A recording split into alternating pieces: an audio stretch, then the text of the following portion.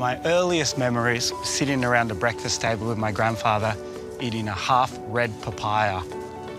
I'm here in Dimbulah in far north Queensland to learn how this fruit is grown, packed and sent out for everyone in Australia to enjoy this taste of paradise.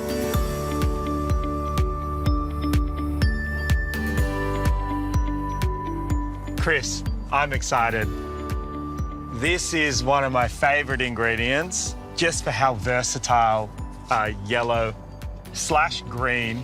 pawpaw is. What's the difference with the red papaya and the yellow pawpaw? Is it just the flavour, the colour, the texture? A bit of everything. They're similar in the sense that they're both off the way that they're grown. They're both off the same circa papaya tree. The varieties are what denotes the difference. The reds have more sugar, a bit less of that pungent smelling taste, and they lend themselves to the modern consumer.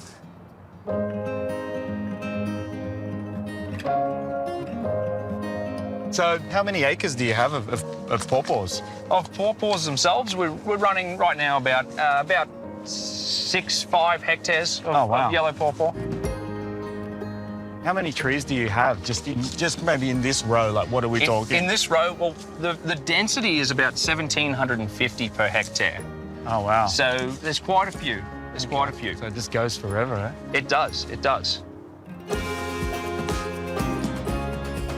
I'm guessing you have a really small window of kind of when you have to pick, transport, to make sure they arrive in a beautiful, pristine state. So yes. Is that one of the biggest challenges? We take plenty of measures to try and ensure the integrity of the fruit during the harvest, packing and transporting process. We pick onto line trailers and transport. Oh, wow, so everything's hand-picked. Everything's hand-picked, and we visit every tree every week. Wow. We try and ensure that we pick them just at the right amount of ripeness so that we ensure good flavour and the fruit's not too backwards going into the market. Too ripe and they're hard to transport, and too green they don't ripen correctly in the stores. Yeah, wow. So we've got to be on the money every time.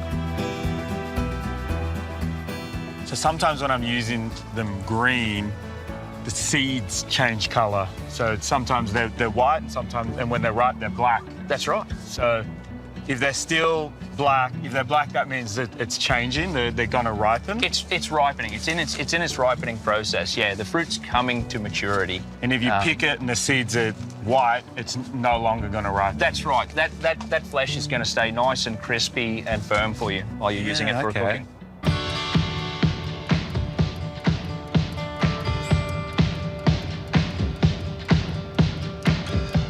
So, Louis, let's have a look inside one of these. Yes, yeah, give me a look. Show me your chopping skills. Oh, here we go. So, when we pick them, get a little snap. Yeah, right, wow. Jeez, look at that. Good colour. This is about the stage where we would like to pick, because it's green enough to where it'll transport well. Yeah. And then it'll ripen well. Great. So then it just ripens and it's perfect for the breakfast table. Ripens and ready for you to use at home. All right, let's go then. Exactly.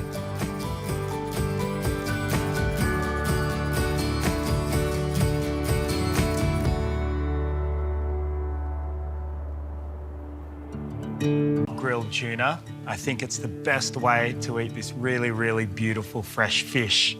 And I love having a smoky dressing to just impart all that flavour into the fish.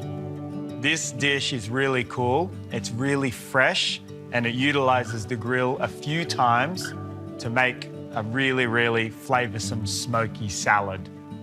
So first off, I'm going to actually just get these eschalots that are still in the skin onto the grill to smoke away and turn really soft, and that's actually going to be the binding agent in our dressing. So I'm going to pop them on, and these take low and slow is kind of the best, so it might take 15 to 20 minutes. The skin's going to start to burn and come off, but that's totally fine because we actually want the shallot inside to turn smoky and soft. All right, these have been on for about 20 minutes and they're nice and soft and you can start to smell them charring away. Now we're actually gonna, same grill, just pop some of the dried chilies onto the grill. This isn't so much for the smokiness. This is actually so they crisp up, and then when you smash them in the mortar and pestle, they just turn to a powder. And then as soon as they start to smoke a little bit and turn dark, just take them off. Okay, now the same with your shallots. They're squishy. I'm just gonna pop them onto the board. Now we're ready to make our dressing. So this is a really, really cool dressing, very traditional. So into our mortar and pestle, we're gonna go our crispy chilies and our white sugar. And the reason for crushing these two first is extracting all of the color out of the chilies.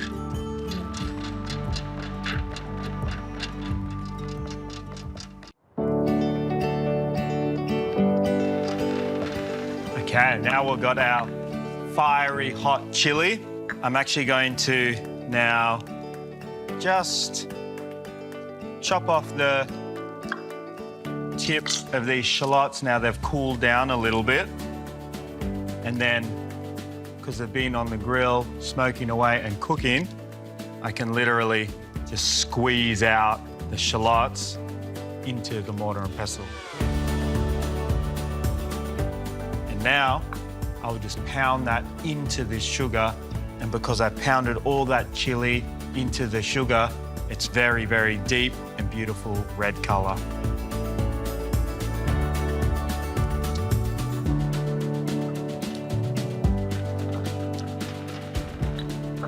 So now all of this beautiful roasted shallots, broken down, didn't take much, and we're just gonna bust it down and let it soak up all that chili sugar.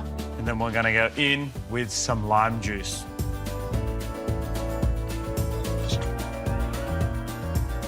All right. Once you've added the lime juice, it should be nice and now resemble a bit more of a dressing. I want to just give that a good stir, and then we're going to add our fish sauce. Okay, and that's our dressing, done. And now to this salad, I'm going to get some papaya. So I'm just going to peel off this skin. And as you can see, this papaya, it's quite firm still, so that's exactly what I'm looking for. I'm just going to cut it into matchsticks.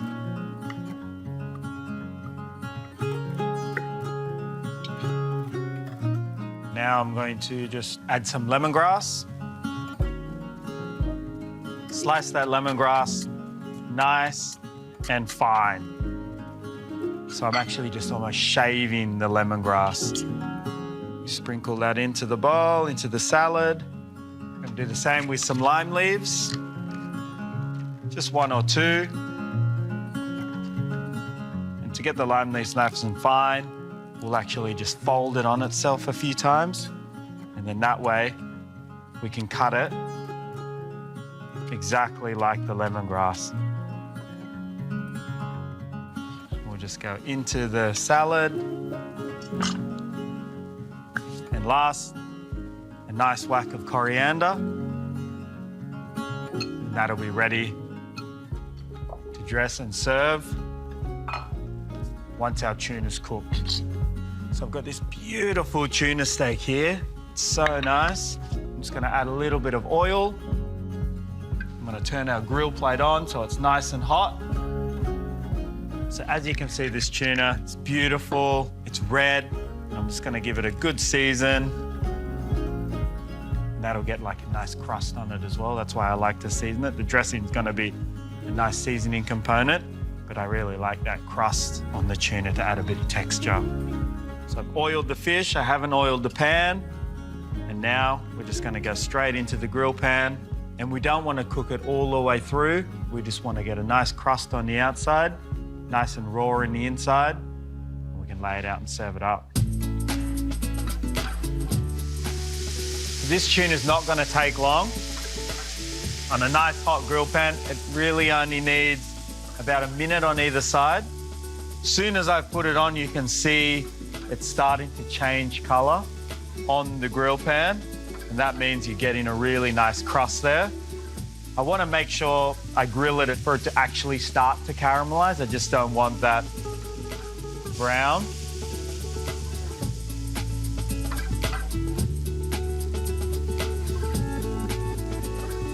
Now you can see where I've put that salt. That's where actually you've got that nice crust and where you're going to get that good texture in the salad. Okay, it's perfect. We can just see, still nice and rare. Going to transfer to the chopping board. And now I'm just going to slice it on a diagonal. So you can just see how perfect that is. Isn't that beautiful? And that's why I love grilling tuna. I just think it's just the most incredible fish. The way it just takes on beautiful, zingy, zesty dressings like this one, and just an awesome presentation as well. So, just gonna use the base of my knife onto the serving dish. I just want to showcase just how perfect that fish is. So I'll just fan it out a little bit. Then we want to add some dressing. Just before we put it all in the salad, we'll just take a little bit and dress the fish. So we've got it exactly where we want it. Place some in the base, and then put the rest on this beautiful papaya salad. And give a quick toss. Last step. And then as soon as we toss, we want to just plate up with 2 hands. Let's build that salad.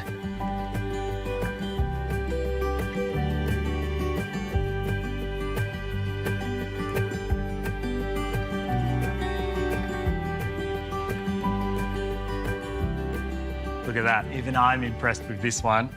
Grilled tuna, papaya, chili, and coriander salad.